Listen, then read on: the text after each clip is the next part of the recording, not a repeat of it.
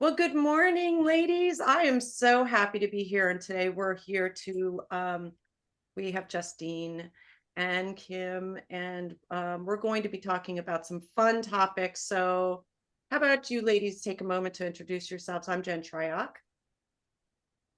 I'm I'm Justine Schuurmans from the Family Dog. And I'm Kim Brophey with the Dog Door and the Legs Family Dog Mediation Education Center. Excellent. So we talked months ago about having a conversation about holidays and dogs and pets in general, dogs, animals coming into homes during the holidays. And we had some concerns, and then we also had a lot of tips and some things that we want to talk about. So where shall we begin? There's a lot to talk about. There is a lot to talk about. So, all right, I'm just going to begin. I have a small child who's saying, oh, please, I really want that puppy. I want that puppy. That puppy's so cute. I want that puppy. And, as a parent, I heard that.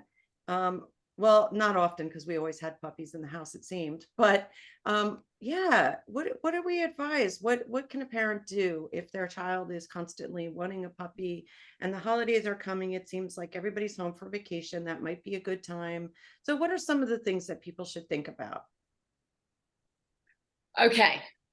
I think that we are probably three very well appointed people to talk about how much we would have wanted a dog when we were young and the desperation. I can't even tell you how many letters I wrote to my own parents about, please, can I have a puppy? And so it can feel like, I think we're in a really, really highly marketed society right now. And as a parent, I personally, I don't know if you guys feel the same, but I feel a lot of pressure to one up my last holiday gift. I want to make it really special for my kids, and I can see the pressure kind of like mounting. And so I can understand why parents would want to gift something so special to their children and make their holiday like completely amazing. But just before we hopped on this meeting, we were talking a little bit about the fact that the idea that a puppy is a product and can be given like, a video game or the latest whatever gadget can be the beginning of a mindset that could be really problematic for families. If you think this being that has come to live in your house is something that you can just pick off the shelf and gift at, on the perfect day of the holiday, you go into it just believing that it isn't a real being in the way that we would love for dogs to be looked at. Yeah. And I think so, like, the first thing that I thought about too is like, how you give your kids presents, especially if they're little and like they're like really into it for like a day, or maybe if you're lucky, like a week, and if you're really, really lucky, like a month. And then it's like it's boring. And now it's in the closet and I'm not playing with it anymore, even though it's all I wanted for like the whole year, right? And I think like that phenomenon in our increasingly like, attention span compromised society it just kind of insults this whole thing further, because we've been marketed this idea that dogs are products. And we have to remember that, like, as a society, that like the pet industry has been marketing to us, go get a dog, it'll make your life great. And then you can buy all these products from us to help, you have a successful experience with your puppy. And that's all you need, is all these awesome little products. And nobody really tells you, like, you're getting into a high maintenance commitment with another family member that's more analogous to having another child come into your home. Sure. It's a being with needs. And I think even if we contextualize it a little bit historically, 30, 40 years ago, getting a puppy was for many people much easier than it is now, because now they're almost exclusively captive. So all of their needs have to be met by us 24/7. They can't meet any of their own needs. Whereas when I grew up in Atlanta, I tell this story all the time, people are probably sick of hearing it, but the dogs were still loose. So irresponsible as we would call that now, everyone just let their dogs out. Yeah. And then the dogs roamed the neighborhood and did the things that they were going to do, and came back a few hours later, passed out, had a snack, went out and did it again for the afternoon. Like, that's a very different relationship than having an animal that is completely dependent on you for every single one of its needs 24/7. And so it's a lie, right? That they're just products and like they're just good for you and they'll enrich your world and they won't make it more complicated, because there's billions of behavior consultants that would tell you just how untrue that is based on all of the professional services that are demanded to help mediate those relationships when they're not a tiny, fluffy little puppy anymore. They're a teenager ransacking the house and, you know, the lifestyle of the family. And they're not even dogs. I feel really bad for dogs as well, because they're not allowed to be like other animals in our house. So they're not allowed to be like the cat that can be a bit mean. And they're like, well, stay away from the cat. It's a bit mean. And that's okay. Everybody gives an affordance to the cat if it's a bit grumpy, that they don't go up and pick the cat up or pester the cat.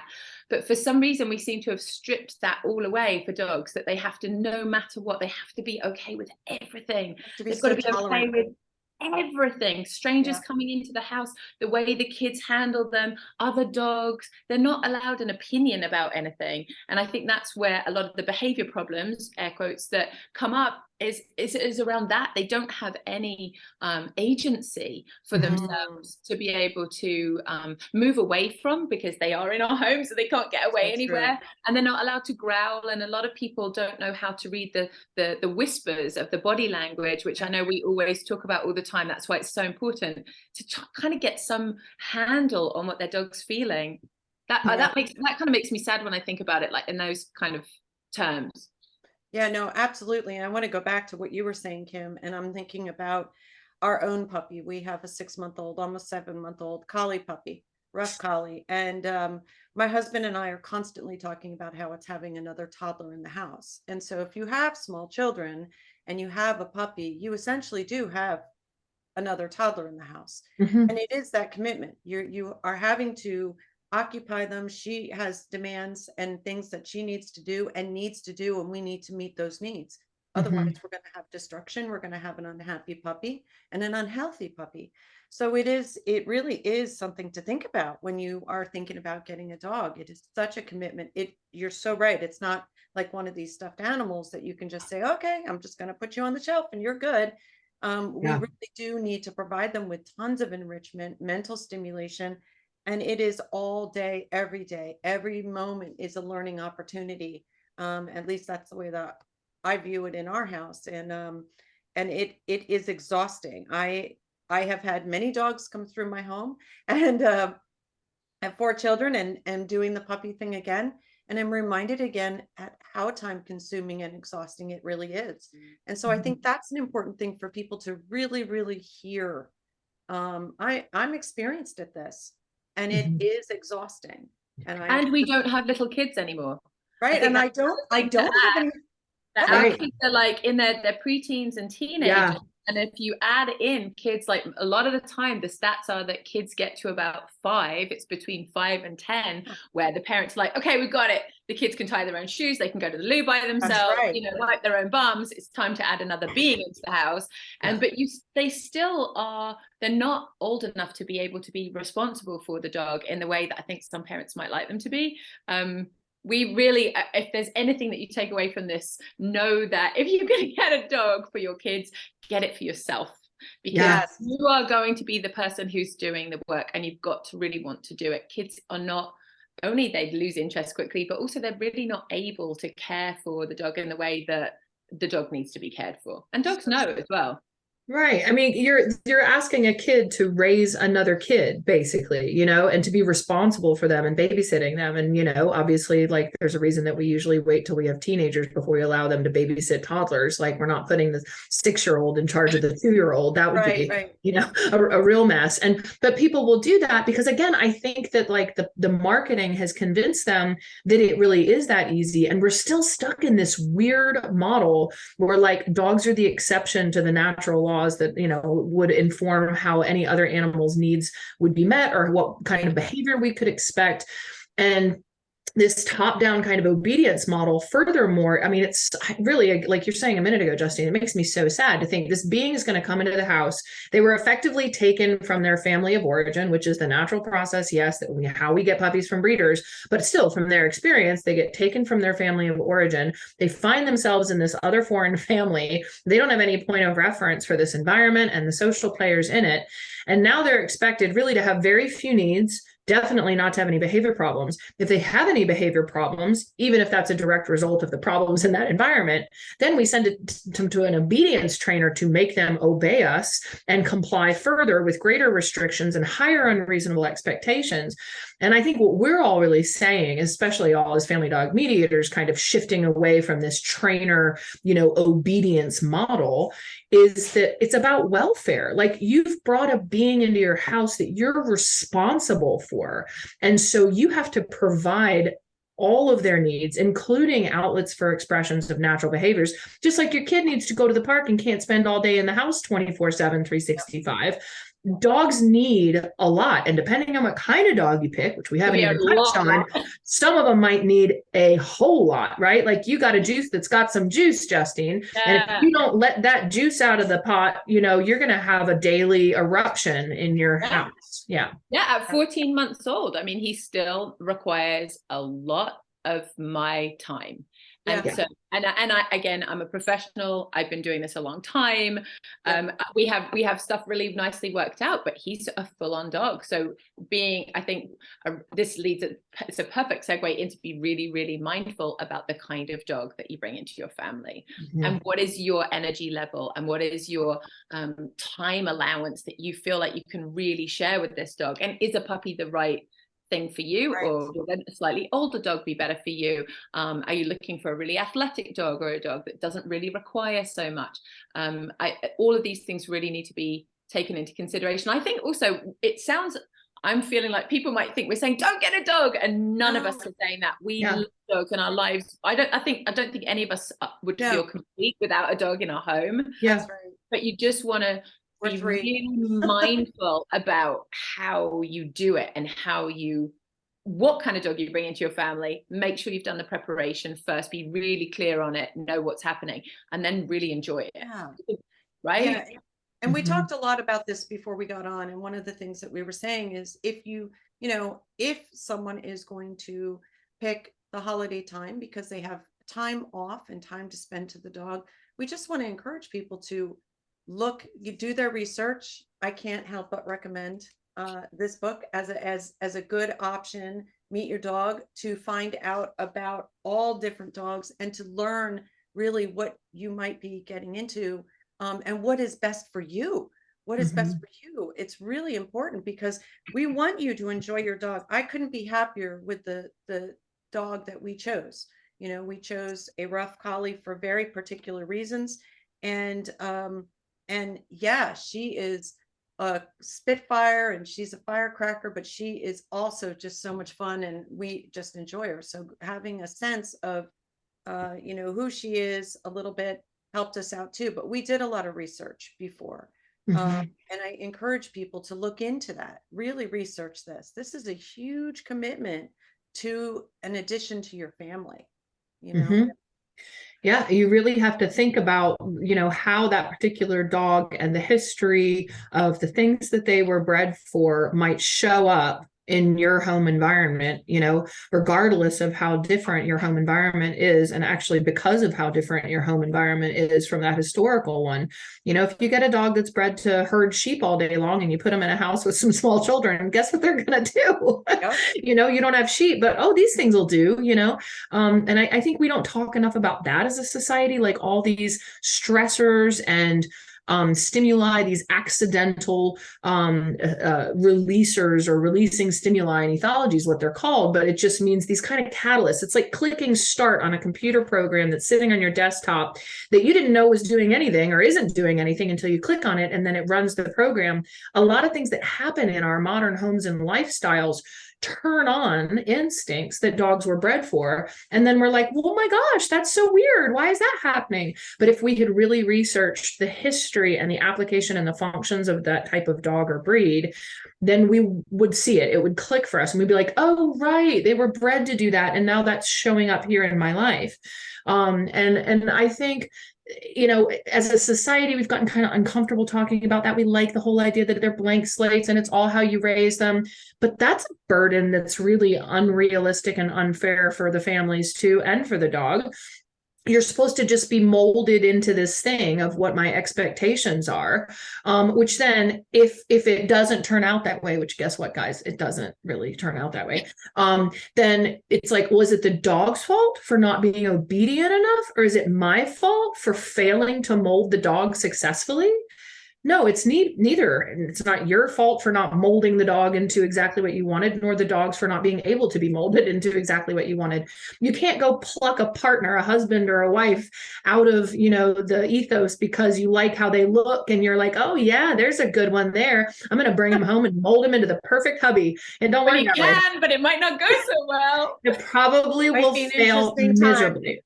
Yeah. Yeah. I had a family last year that called me, and they had 3 children that were under the age of 11, and they were getting an Australian Shepherd puppy. And so anybody who knows anything about Australian Shepherds will know that they are not like your beginner dog. They're not really like they're not a beginner dog. So I was assuming that the lady that I was speaking to had researched the breed, and she didn't really know. She's one of the nicest people on the face of the earth. And I arrived to her house, and she was on the doorstep crying. She'd had the dog for about 3 days, and she was so incredibly overwhelmed. Yeah. And her dog was nothing. I mean, she was like a very average 8-week-old Aussie puppy. Anyway, within a week, she had made the really, really difficult decision that she could not keep this dog and be able to be okay and be a good mom to her kids and give this dog a good start in life. And it was really difficult for her. My heart broke for her and for the kids, obviously, because they were so excited about getting the puppy. So I worked with a friend of mine, and we rehomed the dog. And she just contacted me this week to say that her eldest daughter, all she wants for Christmas this year is a video of the dog to know how she's doing in her new home. Oh. And so that is, obviously just rips me. I could literally cry talking about it, but it's a really good way of explaining how these people were smart people. They just hadn't really figured out just how much was involved in this and what it meant with 3 young children. And now because of that, their kids still a year later is still really, really struggling with that decision. Wow. Yeah. And when it does go wrong, that's the hardest thing, you know. It feels like an exciting time and everything goes well in the beginning and everybody's gung-ho in those moments. But when it gets to a week in, a month in, you know, even 6 months in, sometimes things start to change a little bit, or the dog grows and they find out, wow, this isn't really the right fit for us. And you're right, I see this a lot, and the heartache of it is just, it is so difficult. Thanks for sharing that. And it's true. It's a common thing that we see, and it goes back to the idea that dogs are products, that dogs are just going to be what we want them to be, and you can select them because they look cute. And it's just that's such a message I want people to hear. You're making me tear up now because I see it time and time again. Yeah. And it's so hard on the people and the dogs. It's not like it's hard on just one, you know. And you know, when puppies are little, this is something that isn't just common knowledge. Like they're in a different developmental stage than obviously they will be when they're preteens and then teenagers and then adults. So just like any other animal, they're going to be developing. So sometimes people will like not think about that. They think it's just a smaller version of what's going to be the bigger dog. And so sometimes it even goes well for like a few weeks or maybe even a month or so. Yeah. But they don't realize that, I've had so many clients come in and they're like, she doesn't bark. And I'm like, she will. She's an Aussie. And she hasn't remotely hit sexual maturity.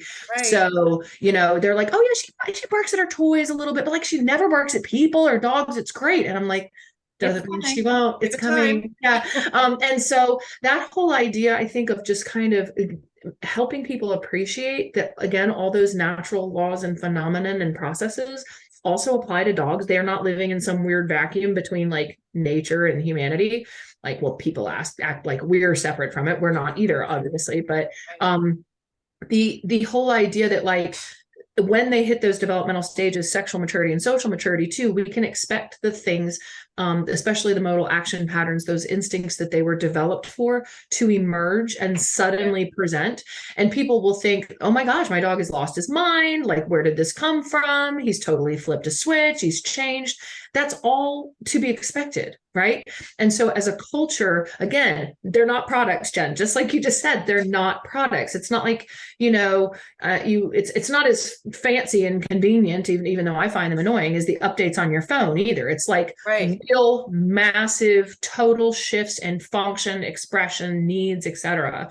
And they're like never going to move out like your kids. Yeah. It is relatable to people. That's why I think saying it, the closest thing you can really relate it to is like having a baby, because it's going to change the world that much, nearly that much, maybe as much, maybe if not more in some circumstances. And they go through these different stages, and they don't always turn out exactly as you predict. So you might go in with a dream of how you want this dog to look, and you often end up with a dog that doesn't look anything like that. And then you have to be really okay with accepting the dog in front of you rather than the dream dog that you had in your head. And I say that because I have had to do it a couple of times where I'm like, this, I didn't really sign up for this. Like in my head, I didn't want this. I wanted something else. And then you're like, but this is a being that you do not get to control. That's where the control kind of top down methodology doesn't really work, because we're not allowing them to be who they are. And we might not always love every bit of that. Sometimes we don't love those things in our kids. We're like, can you just blah, let's do this? But it doesn't work out like that. Exactly. Well, and one small note on that control bit, I have to say this. Just because you can doesn't mean you should. So if you find yourself looking at a neighbor talking about how perfectly trained and obedient and wonderful their dog is, and you're like, oh my gosh, that dog is like so obedient, so well trained, or some professional sells you the idea online or in person or locally or whatever, like, oh my gosh, I can get this awesome obedience on this dog. Yes, they can. Yes, it happens all the time. Yes, there are tools that you can use that can snap a dog into obedience, both positive and aversive, frankly. But that doesn't mean that that animal has good welfare as a result of being obedient. We know that there's a variety of ways we can control other people to be compliant so that we're getting what we want out of it, right? In a kind of authoritative, authoritarian dictator type of a way, in a emotionally abusive way, in a more intimate kind of a scale, as opposed to something that's more like governmental or whatever. You can get control through fear and intimidation and force and manipulation and all of these things. But is that a good life for that individual on the receiving end of that? Like, we got to go into it asking ourselves, is that where I'm going to go if this starts having some rifts?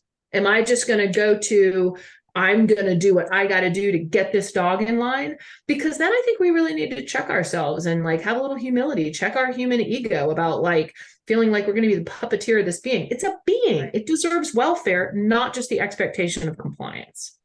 So true.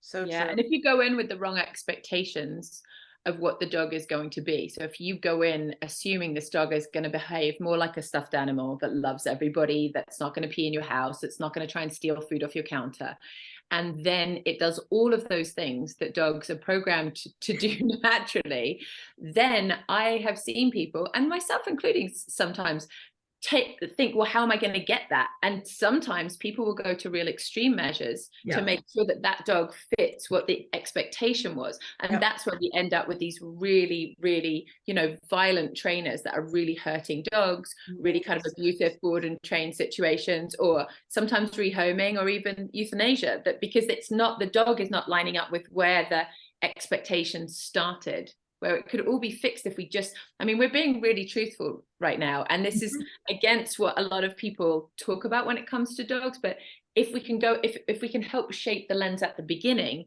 then we're protecting the dog in the middle stages so that we don't have to get to these extreme measures in the third place. Well, you know, it's funny, you know how I always say, and I say in the course, that expectations are an antecedent. Right now, I'm listening to a webinar that Daniel Shaw, who's a neuroscientist who's doing research on the neuroscience of frustration, and he did a presentation on it in dogs, but the science that he's referencing applies to people or other species that have been studied. But it's really fascinating because he talks about that specifically from a neurological perspective, that the expectations that a learner has sets the stage for whether they will be frustrated, which makes perfect sense, right? Because if I'm like, oh, I was supposed to get this, then I'm frustrated. But if I didn't have that expectation, then I might even be pleasantly surprised, or at least accepting of whatever I'm getting. So if nothing else, this reality, this truth that we're telling here, I hope serves the function of preventing that level of frustration in families, either because they choose not to get that dog, and in the dogs, frankly, preventing that same frustration from the dog who can't comply to all of our expectations. But whether you decide not to get one, or you decide to get one, but you make a better choice about it, and then you have more reasonable expectations about what they're going to look like, then you're going to be more successful. So it's not that, you know, it's a doomsday type of conversation. This is the reality check that as a, you know, community, a culture, a society, a world culture of dog lovers, we got to get real about this. We got to, like, you know, shine the truth on it and quit blowing smoke up everybody's, you know what, you know, just to say, okay, well, we're going to have this pet industry and make a bunch of money. And then all these services, these dog trainers, boarders, daycares, groomers, walkers, you name it, you know, like, it's an enormous industry, y'all. And you got to remember, you're being marketed to for all of these products and services. You got to be smart. Yep, exactly. It really is one of the things. I want people to hear this message so deeply, so desperately, because again, you know, the situation you're describing, Justine, I see it daily. I see it daily with families that are just heartbroken, and they're getting dogs or mixes or doodles or, you know, mini Aussies, and they're so cute, and then they just really don't know what they're getting into. And then the dynamics of that family, when things are difficult or unexpected and the expectations are not met, it's devastating. It's heartbreaking for everybody. It's horrible for the parents, it's horrible for the children, it's horrible for the dog, and the dog may not get another chance. They may not recover from it. And, you know, we have to really think about those things. And so, you know, that's really what we're kind of begging people to listen to and to take into consideration is do your research, do the research. There is information out there to explore what, you know, what to look for and how to look for a dog or a puppy to add to your home. And there are professionals that you can hire also too that will help you with that. It is really, really, really important to get it right and not make it a just spontaneous, like, oh, we're going through the mall and we see this puppy and we want to bring that one home. That really can backfire. And we just don't want to see your hearts or their hearts broken in that way. You know, it just. But on the flip side, if you do really go through your checklist of, are we actually ready for our lives to change? Yeah. And you really do your research on what kind of a dog is going to be the best fit for your family. And you really do sign up for a training course and prep your, like my pre-puppy course, I talk about prepping your mind, your home, and your children for the arrival of this dog. Yes. If you need to, all of those three things need to be, you know, boxes checked. And then when the dog comes home, there's still no guarantee that it is going to go exactly as you thought, but you are going to have the armor on, and you're going to be ready, and you're going to be like, all of the switches will be on in the house, all the light switches will be on, you'll be able to see what's going on, and you'll be prepared for it. And I think that if you've done all of that work before, you have the best shot of making this a really magical thing for your family. But if you're not ready to do that, then hold off until the time is right. Yeah. Well, and you know, anyone who's wanting some additional guidance, right? Like, we have a directory on our Family Dog Mediation Education Center website of professionals that are looking through this reality check lens that we have been talking about today, rather than accidentally kind of facilitating some of the mythology about pet dogs in our culture. And then if anyone is looking for help with bringing a dog into their home and they are either expecting a baby or have children, y'all, these are the two women that you need to be looking looking at in their programs. I mean, they have absolutely set the bar in the industry and created all of the products and the programs and the resources that any family would need in order to be successful. And because you guys are too humble to, ring your own bell or toot your own horn, like, I'll do it for you. Beep, beep, ding, ding. Yeah. But buy Kim's book. We should do it back for you. I mean, Jen and I both live by your book, and we share it with all of our clients. Meet your dog. Yes. And it's the reason that this book is so great is because it's so objective. It's not written by, sometimes when you listen to some of the breed organizations, they try to sell the dog again like a product to make it sell. They sugarcoat everything. Yeah. And this is really not sugarcoated. This is the reality check behind these kind of dogs. And again, not if you get this breed, it's going to act this way. There's no guarantee, but don't be surprised if your terrier starts digging, like kind of simple things. You're like, oh, what is this dog doing? You're like, right. Or why does my terrier not nap? Learn to celebrate what's expected. I like to say, oh, that's so cool. Look, they're doing it. Yes. Right. You got a great work ethic. That's what I had to say about my right. You can reframe things when you know what you're looking for and you expect it, and you can celebrate that in your dog. And I think that is really, really, really cool versus being surprised and annoyed and agitated by things that are all just true to your dog. Right. That they didn't even ask for. It's the same with kids as well, though, don't you think? Like, if you have high expectations of what you're going to get out of any moment with your children. Let's say you want to go and take a family photo and you think everybody's going to be ready on time, everybody's going to be wearing the right clothes, or the weather's going to be perfect and you're going to get the perfect shot. No, hope that you're going to get that one picture and everybody's going to make it out into the garden, and then it's the same event happens, but you just go in feeling, or you come out of it feeling way better than you would have done if you thought it was all going to be perfect. Mm-hmm. So final thoughts, because I know we don't want to go too long, but final thoughts. I know we the three of us could talk all day about so many things, but final thoughts. I guess my final thought is really do your homework. Look into, know what you're getting into as much as possible, because there's going to be so much that you're not going to know. That's going to surprise you. So you want to go in with as much information as possible and surround yourself with support, with a team of people to support you and your new puppy as you move forward. Justine, what tips do you have? Final tips. I think go in with your eyes wide open. Really know what you're getting into, which just piggybacks off what you just said, Jen. I mean, that's pretty much exactly what I would have said. And maybe if you really want more information, talk to people that got puppies, talk to them about how much work it is and how much work it continues to be as the stages change, because it's not just about house training. It really keeps going. As Kim said, like, social maturity hits at around 3, and you can expect changes in your dog up to that age, really quite different. Like, your dog can look really quite different. And so are you ready for that journey? And if you are, awesome, but just go in with your eyes wide open. Mm-hmm. Yeah, and I will piggyback on the same thing too, and say, as you're doing all that research and, making sure that you are doing your homework and you have your eyes wide open, be really mindful about where you're getting your information from in the wild, wild west of the modern internet. And remember that a lot of the things that you'll find if you just put in, this type of puppy or whatever are going to be sales pitches. But you may not realize that when you're reading it. It can, remember, now they're kind of making ads that are articles. Just, it's a savvy way of kind of getting someone on board with like whatever you're doing. So be a little skeptical, be skeptical of the pet industry, not because the pet industry is bad, but just because not all of it is great, and if people are too busy because they have small children to read a book, there's the 1 Hour of the Dog's Truth, which is the nutshell version that we have on our Family Dog Mediation Education Center site.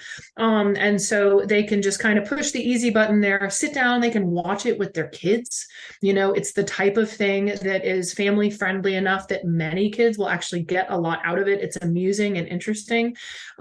And so that can help just kind of like at least get you started to realize just how complicated it's going to be and what a big deal it is to bring a puppy into your home and help you make the right choices. Brilliant. Excellent. Excellent. And we are going to post links to everything underneath. So you will have links associated with this webinar, and we really appreciate you taking the time to visit with us. And I appreciate you ladies taking the time to visit with me. And Oh, I hope always. that's helpful. So fun. And we hope everybody has a wonderful holiday. And we'll see you next time. Awesome. Thanks, Thank Jen. you so much. Appreciate it. Thanks, Justine.